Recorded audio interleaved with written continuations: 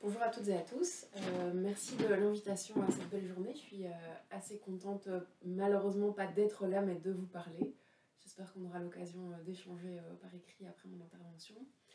Je vais, dans mon intervention, prendre un peu de recul avec les précédentes, en abordant la question de l'événement numérique, pas seulement à partir de l'intelligence artificielle et de l'écriture, je vais évidemment parler d'écriture, mais à partir du langage en général.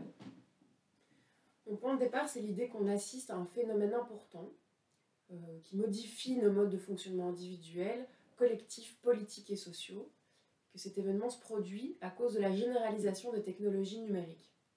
Alors là, je le dis de manière très vague, évidemment on en a beaucoup parlé aujourd'hui, c'est une idée que tout le monde a un peu en tête. Comment est-ce qu'on appelle ça ? Vous avez vu dans mon titre, j'ai utilisé le mot le numérique, on peut aussi appeler la numérisation. Qu'est-ce que c'est ? Ça pose la question de qu'est-ce que ce phénomène exactement ? Si on dit la numérisation, c'est la numérisation de quoi ? On peut parler de révolution computationnelle. Bon. Ici, moi, je vais parler un peu largement, avec ce mot qui n'est pas assez défini, je vais parler du numérique.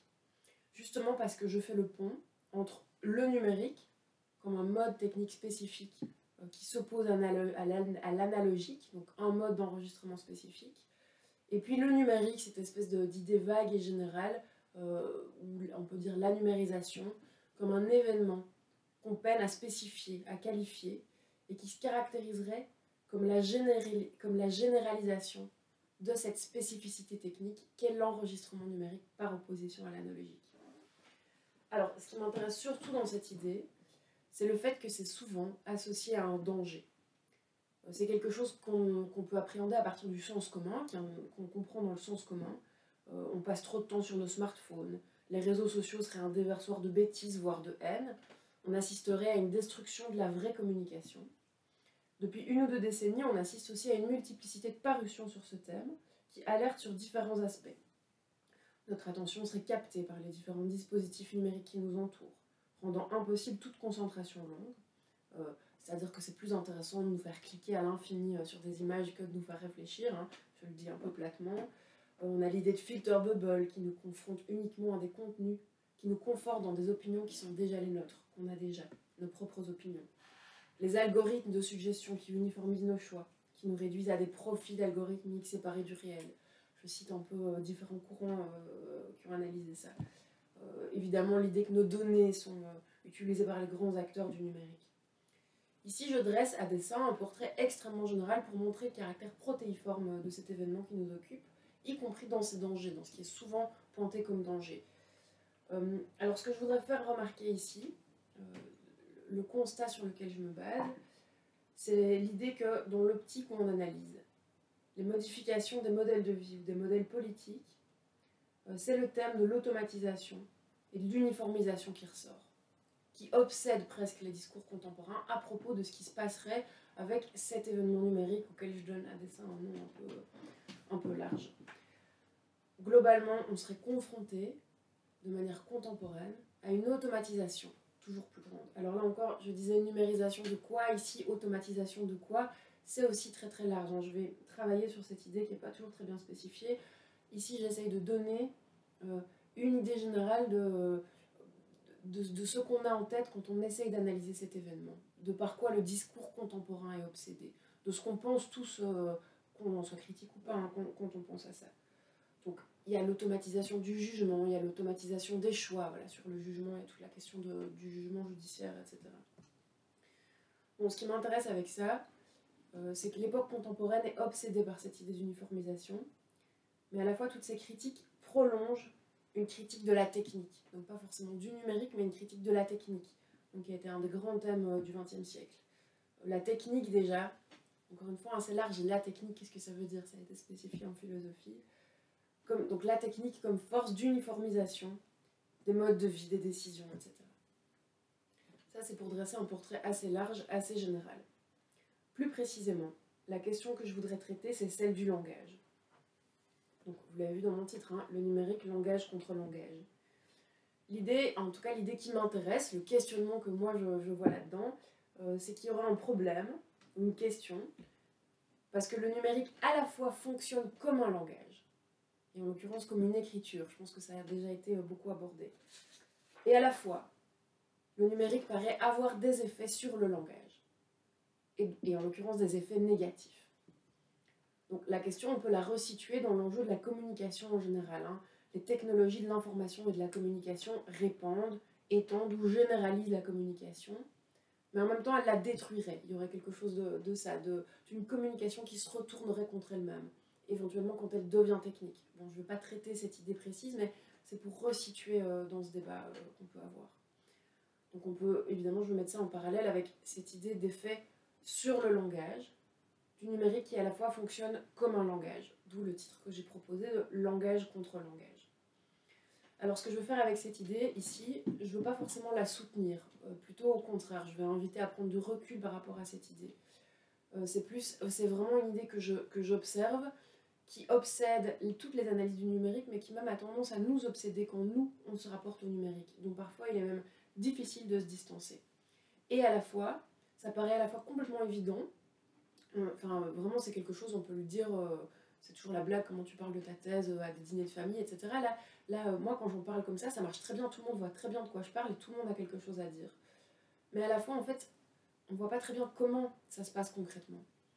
Donc bon, moi ce que je veux faire avec ça, c'est un peu pacifier cette idée, un peu l'expliquer, montrer dans quoi elle s'enracine, et puis aussi prendre un peu de distance avec, remettre un peu de complexité, un peu de médiation. Bon, donc je commence à proprement parler, c'était une un peu longue introduction. Le numérique apparaît donc constitué comme un événement langagier. C'est en effet comme technologie de l'information et de la communication que les technologies numériques prennent une place si importante. Elles s'imposent dans nos usages quotidiens parce qu'elles médient nos communications. On l'a comme auparavant, les médias, plusieurs technologies, le téléphone, l'écriture. Comme ces différents médias, elles transforment aussi nos communications. Ça, c'est l'élément de base, c'est sans doute pour ça qu'il y a cette proximité avec le langage, c'est que c'est quelque chose de langage à la base, technologie de l'information et de la communication. Mais en plus de ça, techniquement, dans son moment le plus technique, le numérique fonctionne comme un langage et même comme une écriture. Je peux ici donner la définition de Friedrich Kittler, qui se présente comme un archéologue des médias. Donc il parle des médias comme technique d'enregistrement et de reproduction de la réalité. Là, c'est une conception de l'écriture comme inscription et comme mémoire, qui inscrit dans la matérialité. Le numérique consiste alors en une écriture parce qu'il enregistre matériellement la réalité dans un disque dur. Mais plus spécifiquement, concrètement, tout ordinateur est programmé par différentes couches de langage écrit. C'est le fait d'écrire qui permet qu'on programme une machine. Ça, c'est exactement le thème du colloque. Plus spécifiquement, je vous proposais l'idée ici, mais je ne l'ai pas inventée, qu'il s'agit d'une écriture alphabétique, dans un sens un peu restreint, où il s'agit de symboles limités. Ça peut être l'alphabet pour les langues naturelles, qui sont écrites dans des alphabets, les différents symboles utilisés par le langage de programmation, mais aussi le 0 et le 1 du binaire. Ce que je veux faire avec cette définition, c'est attirer l'attention sur le fait que ce qui est supposé être le plus différent des langues naturelles, à savoir le binaire qui fonctionne juste en 0 et en 1, en fait ça se code d'une façon assez similaire, dans un ensemble fini de signes, 0 et 1, ou les 26 lettres de l'alphabet, ou on peut envisager d'autres alphabets. Donc je ne rentre pas dans les détails, mais l'idée c'est d'attirer l'attention sur cette proximité. Bon, donc numériser, ça consiste non seulement dans une inscription matérielle, mais aussi dans un codage binaire au final, à travers toutes les couches de langage. Au final, le but, c'est de coder en binaire, que ce soit détectable par la machine. Donc, c'est-à-dire alphabétique, au sens de code limité. Alors, ce qui est intéressant ici, c'est que loin de l'idée de quelque chose d'opposé, justement, on voit que le langage naturel, celui que je suis en train de parler, en fait, s'y prête particulièrement bien.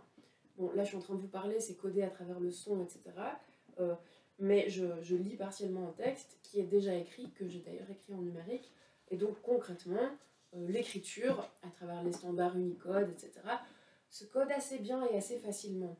Le passage en numérique pour l'écrit, en fait, ça pose pas un énorme problème, puisqu'on avait déjà cette écriture qui a pu assez facilement être transcrite là-dedans. En fait, on voit, là non plus, je me permets ici de citer un livre que j'utilise en fait beaucoup dans cette conférence et qui traite un peu de ces mêmes questions que moi, c'est Le monde du computationnel de Jean-Michel Salanskis. Il part de cette même idée que le numérique ressemble au langage et à la fois qu'il s'effectue sur des actions langagières. Et il questionne en fait la question de la révolution computationnelle. Est-ce qu'on peut parler de ça? Et il pose aussi la question de est-ce que le numérique a des effets sur le langage? Je le cite ici, je le citerai à d'autres moments, mais ça m'habite un peu. Ce que Salanski soulève, c'est cette espèce de proximité entre, en fait, là je vais un peu vite et je superpose différentes choses, mais entre langage et calcul, entre le langage qu'on parle et le calcul qui caractérise le mode de fonctionnement de l'ordinateur. Voilà, donc on a cette idée, que je viens de définir à gros traits à travers différents niveaux, que le numérique fonctionne comme un langage. Mais en même temps, c'est ce que j'ai soulevé, on a l'idée, et ça c'est vraiment quelque chose d'extrêmement courant, d'extrêmement répandu, que c'est par excellence la communication et le langage qui se trouveraient uniformisés par le numérique. Précisément parce qu'il s'agit de technologies de l'information et de la communication. Donc ça s'applique beaucoup sur le langage, là où on est confronté au numérique. Je le dis encore de manière très générale ici, hein, pour garder cette idée qu'on a en tête, c'est quand on communique. Alors, c'est ici que je vais déjà commencer à essayer d'un peu pacifier, à la fois pacifier et détailler cette espèce d'idée générale. Donc, la première idée, comment est-ce que ça se passe, cette espèce d'uniformisation qui se ferait? La première, c'est la transformation de la communication par ses supports. Donc là, je le dis de manière assez claire et franche, mais l'idée avec laquelle il faut prendre un peu plus de recul, c'est l'idée de l'appauvrissement ou de la disparition du langage. Ça, là, je reviens plus à un espèce de cliché presque. On avait l'idée du langage SMS qui était pauvre et mal écrit. Ça, c'est un peu passé. Aujourd'hui, on est plutôt face à autre chose. On écrit tout le temps, mais est-ce qu'on écrirait vraiment bien? Est-ce qu'on écrirait de la manière qui ferait l'écriture au sens noble? Il y a notamment une critique qui se fait beaucoup entendre, c'est la critique du rôle des images. Quand on utilise les technologies de l'information et de la communication, on fait très concrètement, quand on envoie un message à quelqu'un avec un smartphone, on écrit, mais on utilise aussi des emojis, on envoie des gifs. Les réseaux sociaux TikTok fonctionnent par image. Bon, là, j'emploie un peu des clichés, mais c'est pour montrer qu'on essaye de saisir ce changement par là. Alors là, on peut déployer, enfin on entend des échos de la critique de l'image qui serait pauvre, qui ne permettrait pas d'argumentation, etc.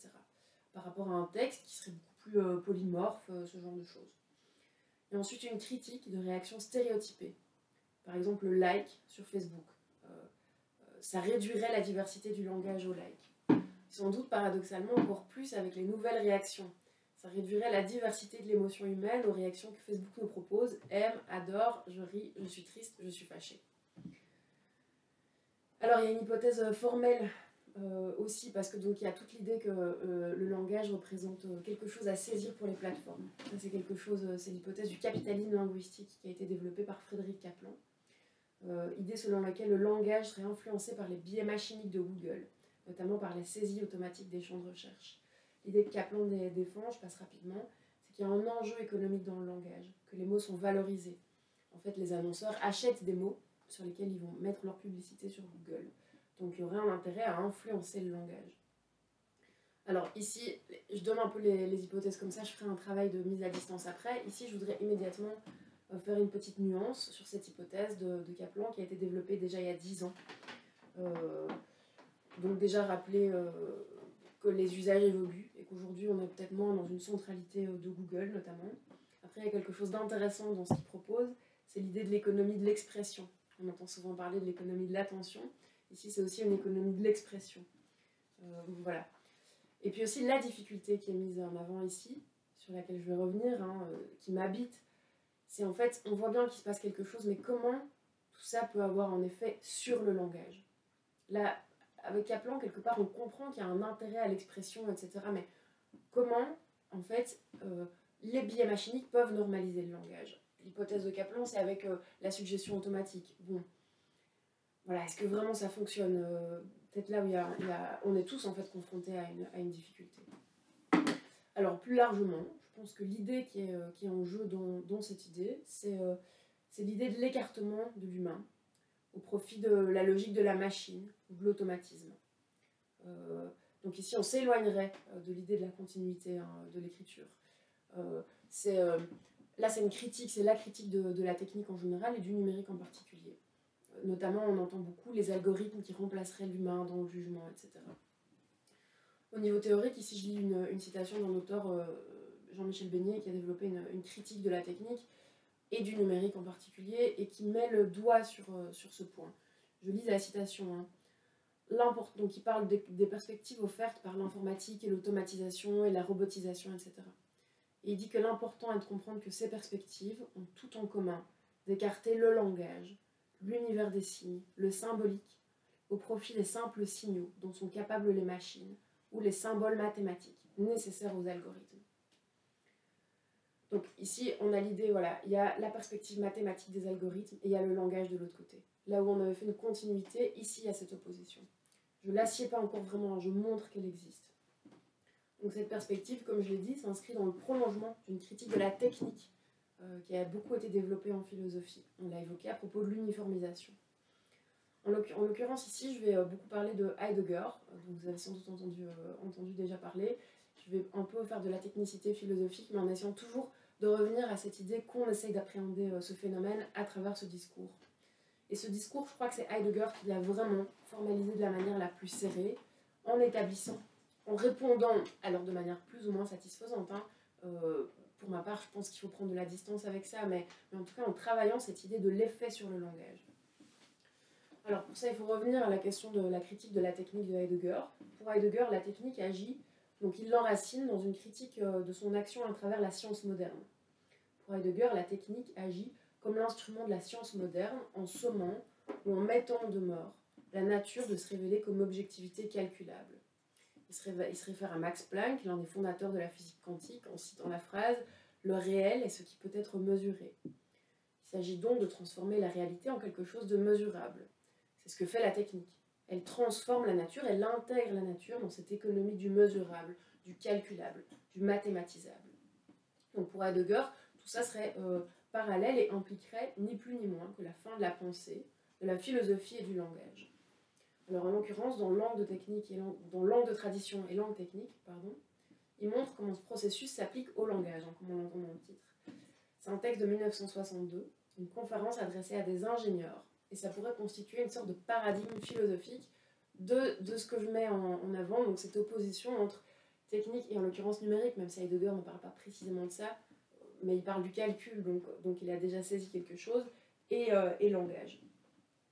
Alors Heidegger montre donc que le langage est déjà pris dans cette entreprise. Il est dépouillé de sa capacité à dire pour être réduit à une production de signes qui participe à cette économie du calculable. Il est réduit à être un instrument d'échange et de communication. La langue se réduit à être une information. Donc ici, il faut entendre l'information comme l'objet de la théorie de l'information. Je resitue ici dans tout un courant théorique, théorie de l'information, vous entendez Shannon et Weaver, etc. Tout un courant qui a contribué à donner naissance à l'informatique moderne. Donc l'idée, en fait, qui analyse l'information comme le fait de faire passer un message d'un émetteur à un récepteur. Voilà. Et c'est une idée technique de communication, mais on parle aussi du langage de cette manière-là. Alors pour Heidegger, dans cet univers-là, donc il ne cite pas forcément cette théorie-là, lui il parle plutôt de cybernétique, j'y viens, mais dans cet univers, chaque signe doit être défini de façon univoque, de même que chaque ensemble de signes doit signifier de façon univoque un énoncé déterminé. Ce qui subsiste de la langue est alors transcrit dans les formes d'une algèbre logique, de sorte à assurer la possibilité d'une communication certaine et rapide. Je cite les termes de Heidegger ici. Donc on est dans une production formelle de signes qui consiste à exécuter une suite continue de décisions oui-non avec la plus grande rapidité possible. Je cite les termes de Heidegger déjà pour montrer un peu la théorie, mais surtout pour vous faire entendre l'écho entre cette conception et cette idée un peu générale, pas très ancrée, qu'on a en tête quand on essaye de penser ces questions-là. Cette idée à laquelle je m'attaque ici, pas au sens où je veux forcément la critiquer, mais dont je parle ici. Donc surtout cette description, suite de décisions oui-non, grande rapidité, c'est extrêmement proche des circuits d'un ordinateur qui est assuré par le langage binaire 0 et des 1. Le but c'est que ce soit des décharges électriques qui permettent de faire un ensemble oui-non en fait tout simplement. D'ailleurs Heidegger l'enracine dans la question de l'ordinateur comme on l'entend aujourd'hui, on est en 62, mais de la machine, oui, et on est dans le développement des premiers ordinateurs. Heidegger écrit que ce sont les possibilités techniques de la machine, c'est la machine qui réalise ça, qui prescrivent comment la langue peut et doit encore être la langue. Donc c'est-à-dire que ici c'est la machine qui va agir de manière technique, de sorte à rendre le langage commissible, c'est-à-dire univoque, oui-non. Ce qui là est entièrement vrai, l'ordinateur, oui-non, 0, 1, voilà, il faut faire rentrer ça là-dedans. Donc c'est comme ça que dans cette vision de Heidegger, on peut trouver une formalisation de l'idée qu'on présente du numérique de langage contre langage. Parce que ce qui est intéressant, c'est que Heidegger fait cette description oui, non, etc. Mais jusqu'à présent, à la fois on voit, on n'est pas tout à fait convaincu que c'est ça le langage, mais c'est difficile, ça se plie assez bien, quoi. Et Heidegger, justement, il oppose à cette langue technique la langue de tradition, c'est-à-dire la langue humaine. Donc en fait, Heidegger, il se colle à faire ce que pas grand monde ose faire, c'est-à-dire donner une définition du langage en tant que ça échappe à ce calcul de l'informatique, qui ne serait pas réductible en fait à la langue technique comme information. Alors, encore une fois, je le dis comme ça, hein, moi je soutiens qu'il faut faire attention à prendre une certaine distance avec ça, mais ça reste... ça donne les balises d'une pensée de la technique et du langage. Alors pour ça, je cite plusieurs formulations. Je reprends directement Heidegger pour pas forcément faire quelque chose de systématique. Donc ce langage, notre langage, hein, pas le langage technique, ce langage n'existe que dans la mesure où la signifiance de la parole nous conduit à la limite de la langue. Ce langage abrite en soi le rapport du mot à la chose. Alors ça c'est des citations directes. Donc chez Heidegger, le dire n'est pas seulement une expression, d'un dedans vers un dehors, mais il y a un montrer et faire paraître, qui peut aussi passer par le silence. Tout ça, je le donne de manière assez suggestive pour montrer ce qui, à Heidegger, n'est pas réductible à ça. C'est aussi parce que c'est pas réductible à ce moment-là. Évidemment, c'est extrêmement proche de la poésie. Je cite surtout, donc ce qui est perdu, c'est la langue de la tradition.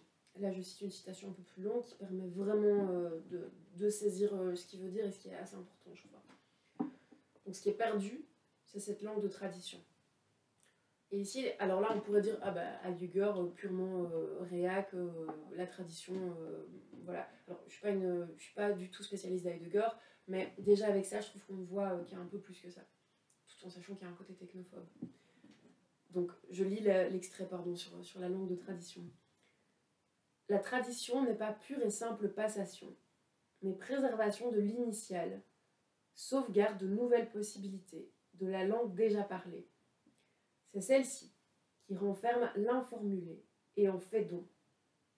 La tradition de la langue est transmise par la langue elle-même, et cela de telle manière qu'elle exige de l'homme qu'à partir de la langue conservée, il dise à nouveau le monde, et par là porte au paraître du non encore aperçu. C'est la mission des poètes. C'est dit un peu en langage heideggerien, mais je pense que ça donne vraiment une idée dont on entend énormément d'écho sans qu'il y ait forcément de référence à Heidegger, de ce que serait la langue en tant qu'elle n'est pas réductible au calcul. Encore une fois, je ne veux pas ici donner du crédit à cette idée, hein. Je veux juste la présenter en disant que c'est une impression, c'est quelque chose qui revient dans les discours. Donc si je veux le formaliser un peu, dans la langue en tant qu'elle n'est pas réductible, hein, il y a l'expérience d'une limite, il y a le non-dit, il y a le silence. Un peu plus clairement, surtout, il y a la mémoire de ce qui a été, mais, et ça c'est très important, parce que ça revient toujours, c'est la possibilité de l'informuler. C'est la possibilité de la nouveauté. Et en fait, c'est de ça qu'on accuse la technique, le numérique, cette répétition mécanique qui serait en jeu dans ce processus, c'est de ne pas permettre cette nouveauté. Donc ça, c'est vraiment au centre aussi chez Heidegger, en fait. Et sa tradition doit permettre cette différence aussi. Et donc, il n'y a dans le numérique pas de possibilité de différence. Alors, je cite rapidement ici, parce que donc, voilà, ici on est chez Heidegger, hein, c'est vraiment le gros morceau pour comprendre ça. Je pense qu'il y a cette idée formalisée, de manière un peu plus posée, un peu plus réaliste sans doute, parce que donc, on est dans quelque chose de très poétique hein, chez Heidegger. Il y a l'idée que je prends de Bruno Bachimon, que vous entendrez demain, je crois, qui met une autre distance entre langage et processus du numérique. Je le dis un peu généralement, Bruno Bachimon le dira plus précisément que moi. Il écrit qu'on a une véritable ascèse du signe, où la numérisation revient à s'abstraire de toute signification, pour se rapporter à une pure manipulation mécanique sur des signes vides de sens. L'essence du numérique, c'est en fait celle de tout calcul, ne consister qu'en pure manipulation.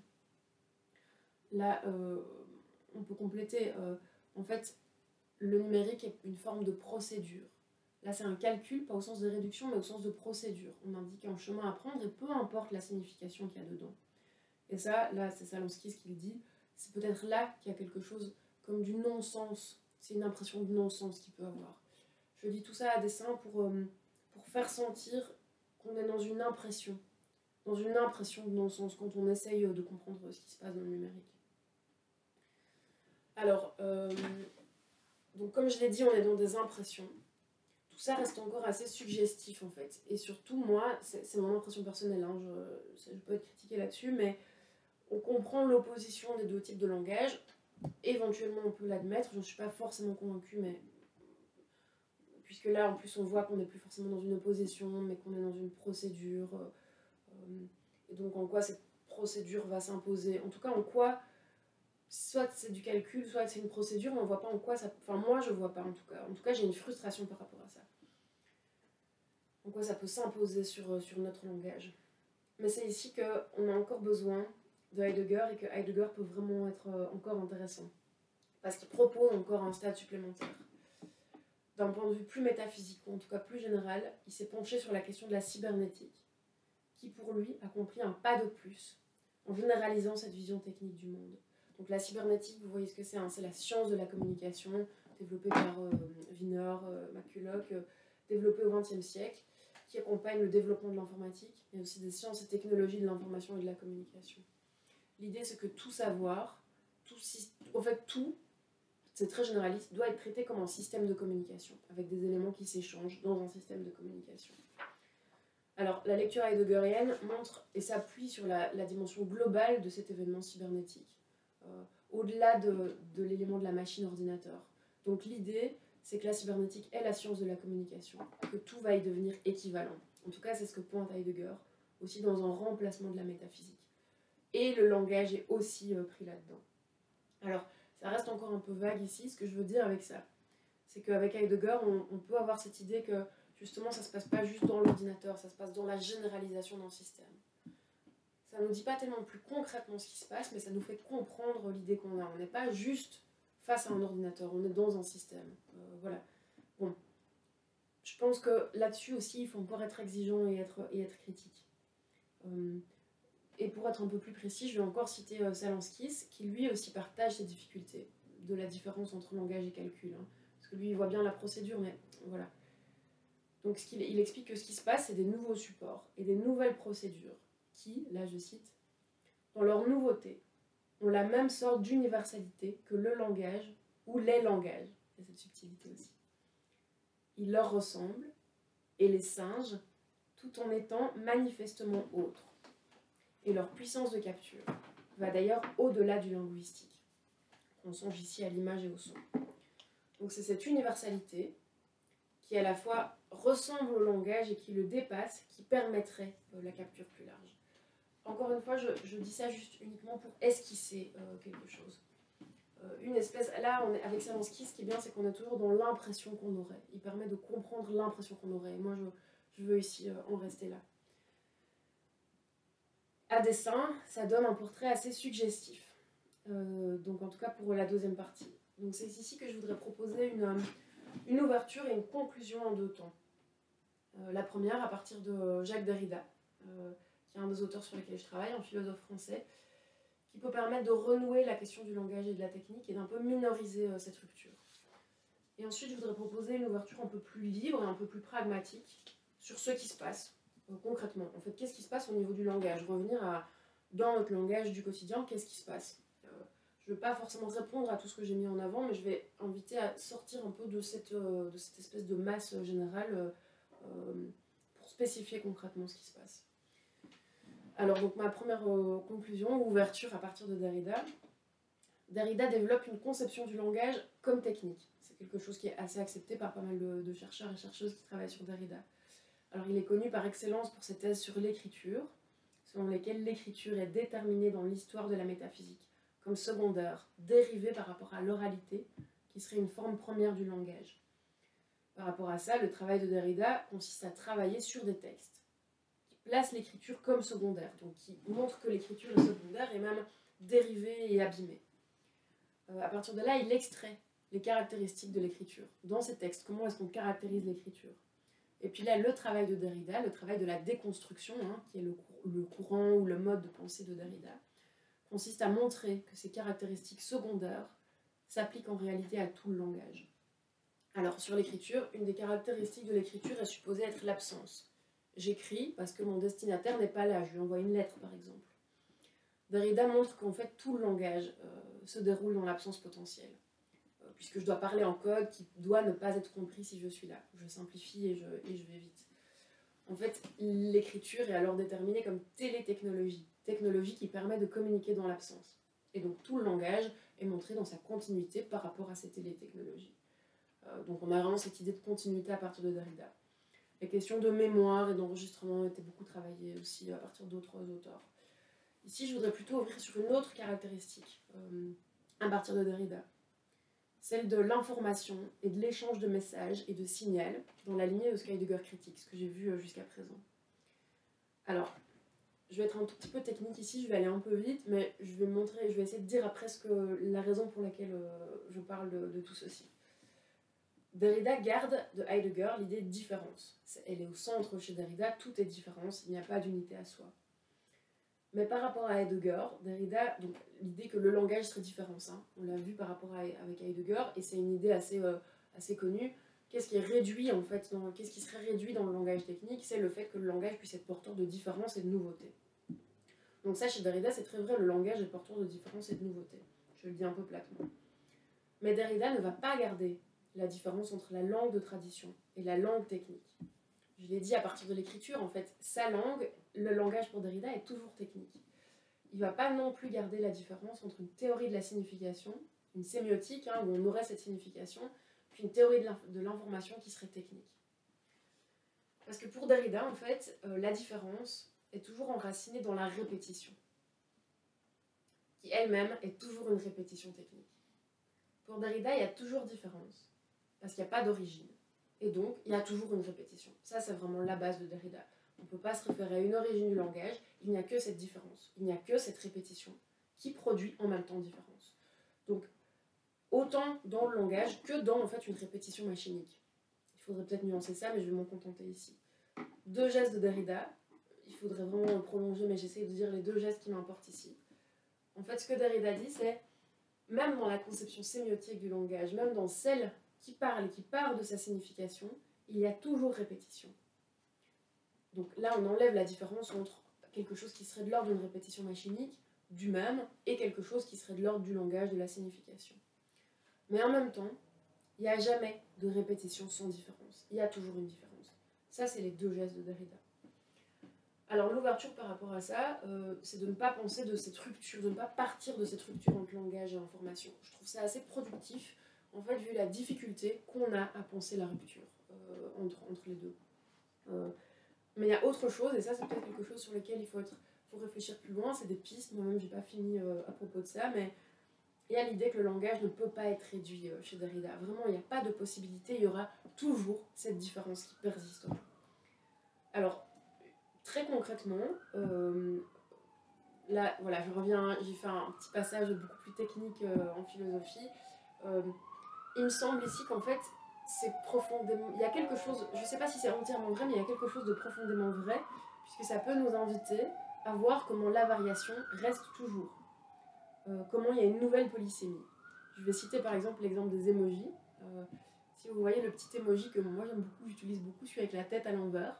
En fait, c'est vraiment intéressant parce que voilà, les emojis, c'est ce qu'on accuse d'uniformiser la communication, etc. Mais là, en l'occurrence, celui de la tête à l'envers, il est très bizarre, il n'a pas vraiment de signification puisque justement il n'exprime pas une émotion, il mime pas une émotion humaine, il prend un autre sens. J'ai vu récemment une conversation sur Twitter où tout le monde expliquait pourquoi il l'utilise. Alors souvent pour dire que c'est absurde, souvent pour faire du second degré, ce genre de choses. Voilà, je voulais juste proposer cette petite ouverture très simple qui aplatit sans doute un peu Derrida où il y aurait moyen de réfléchir plus. Mais pour inviter à réfléchir, en fait, pour plutôt montrer que le fait de dire que cette variation, elle se produit, même dans ce qui est censé produire le plus de répétitions mécaniques, c'est quand même pas tout à fait... c'est quand même en tout cas sans doute productif. Alors, je veux donc proposer ma deuxième conclusion. plus précise et plus localisée, ici en m'écartant un peu de Derrida. Alors, parce que donc, je pense que l'idée, évidemment, ce n'est pas du tout de nier que la communication est modifiée. Ce qu'on pourrait avoir tendance à faire parfois avec Derrida. Mais je voudrais ici proposer une autre idée qui permet de répondre à l'idée selon laquelle le langage est écarté. Ici, avec l'idée de la raison graphique. Alors, la raison graphique, c'est une autre manière de voir la question de l'écriture, avec les travaux de l'anthropologue Jack Goody. Alors, ici, il donne quelque chose à l'écriture, au sens historique, au sens en fait où elle est intervenue à un moment précis, au sens où elle change la façon de penser, y compris dans l'oralité.